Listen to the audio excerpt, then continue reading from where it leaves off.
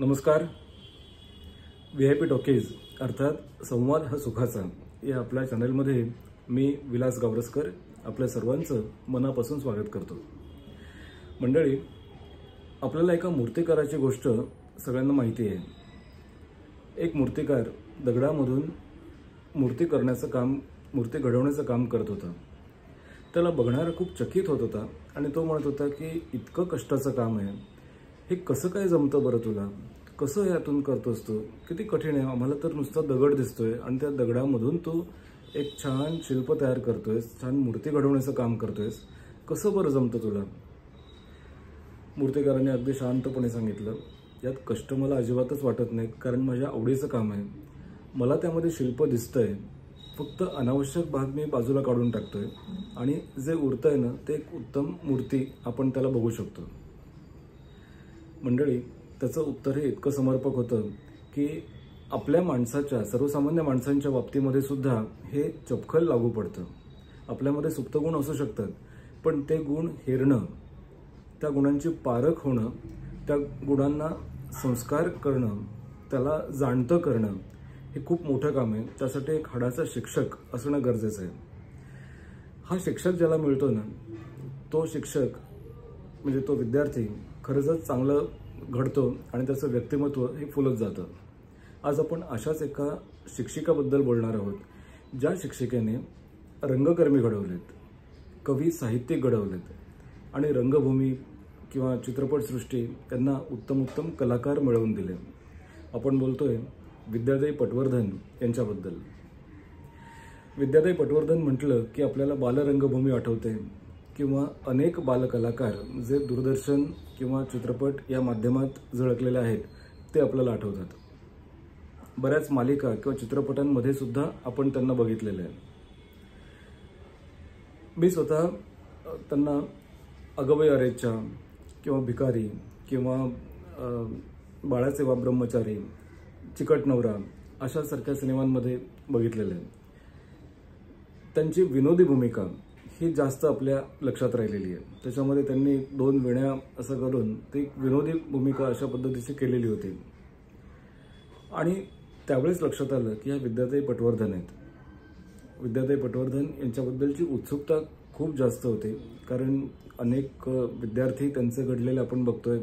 त्यांना नाट्य शिबिरांमधून कार्यक्रम करताना आपण बघितलेलं होतं आणि विशेषतः 2007-08च्या काळामध्ये मला वाटतं एक असंभव नावाची मालिका दूरदर्शनवरती येत होती, म्हणजे एका खाजगी वाहिनीवरती येत होती. त्यावेळेला त्यांच्याशी संवाद साधण्याचा योग आला होता.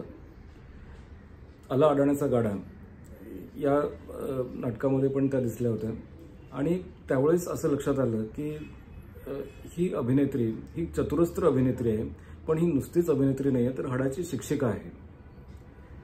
शाळेत असतानाच सुलभा देशपांडे या त्यांच्या वर्ग शिक्षिका होत्या. विद्याताई छबिलदासच्या विद्यार्थिनी आहेत, त्यामुळे छबिलदासमध्ये सुलभा देशपांडे या त्यांच्या वर्ग शिक्षिका होत्या आणि त्या ज्यावेळेस नाटक बसवत होत्या त्यावेळेला विद्याताईंना त्यांनी त्याच्यामध्ये संधी दिली.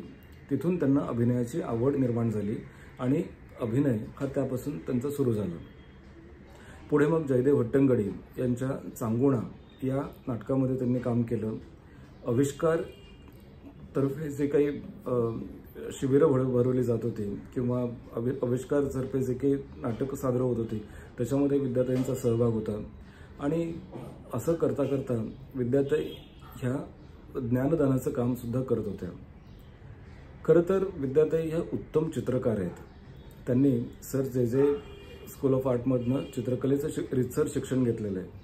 पुढे त्यांना अनेक वेगवेगळ्या संधी होत्या. चित्रकलेशी संबंधित खूप काही गोष्टी त्यांना करता येणार होत्या.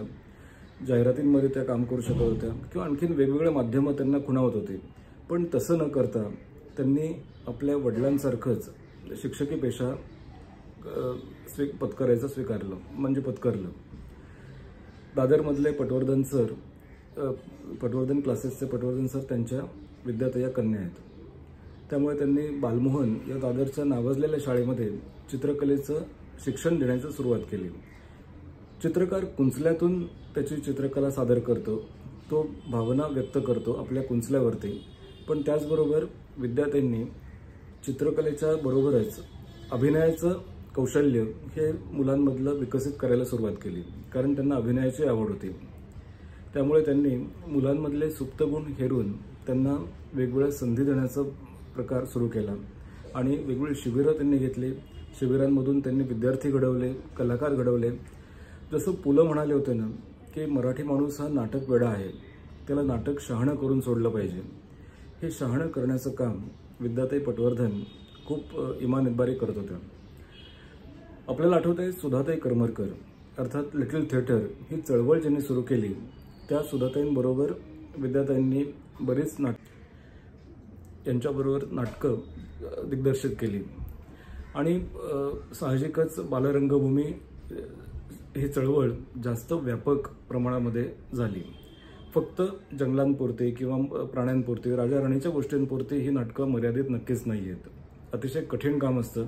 बालरंगभूमी किंवा बालकलाकार त्यांच्याबरोबर काम करणं किंवा त्यांच्याकडनं काम करवून घेणं ही खूप अतिशय कठीण गोष्ट असते. पण विद्याताईंनी खूप सहजतेने ते काम केलं. मुलांमधले सुप्त गुण त्यांनी हेरणं हे अगदी छानपैकी केलं आणि त्याचा परिणाम आपण बघतोय. समाजामध्ये आज त्यांचे विद्यार्थी खूप वेगवेगळ्या माध्यमांमध्ये नावारूपाला आलेले आहेत. 2014 साली विद्याताईंना एका दुर्धर आजाराने ग्रासलं असं ऐकण्यात आलं होतं आणि अलीकडेच एक पोस्ट त्यांच्या आजारपणाबद्दल पण माझ्या वाचनात आली होती आणि त्यावेळेस त्यांच्या आजारपणाची बातमी ऐकून खरंच खूप खूप वाईट वाटलं. कारण एक शिक्षिका की ज्यांनी विद्यादानाचं काम केलेलं आहे, मुलं घडवलेली आहेत, मुलांचा व्यक्तिमत्व विकास त्यांनी केलेला आहे आणि अशा शिक्षिकेला आपण आजारी बघणं ही खरंच खूप कठीण गोष्ट आहे. पण ज्या विद्यार्थ्यांना विद्याताईंनी घडवलं, ज्या विद्यार्थ्यांचं व्यक्तिमत्व विकसित केलं, ते विद्यार्थी आज त्यांची शुश्रूषा करत आहेत. म्हणजे ज्या आईने मुलांना घडवलं, तर मुलं मोठी झाल्यानंतर एक त्यांची आई होऊन त्यांची सेवा करतायत, त्यांच्या मदतीसाठी पुढे धावून येत आहेत. हा फार मोठा संस्कार आहे असं मला वाटतं आणि हा संस्कार आपल्या मराठी कलाकारांमध्ये आपल्याला ओतप्रोत भरलेला दिसतो. म्हणजे बघा, शिक्षक उत्तम असेल तर विद्यार्थी उत्तम घडतात, हे त्याचं एक उत्तम उदाहरण आहे. आणि म्हणूनच एक अभिमान वाटतो की असे कलाकार, संस्कारक्षम कलाकार जे संवेदनशील आहेत, ते विद्याताईंची सेवा करतायत, विद्याताईंची शुश्रूषा करतायत. विद्याताईंचं आरोग्य हे उत्तम राहावं किंवा त्यांना या आजारपणातून लवकरात लवकर बाहेर निघावं अशी स्वामींकडे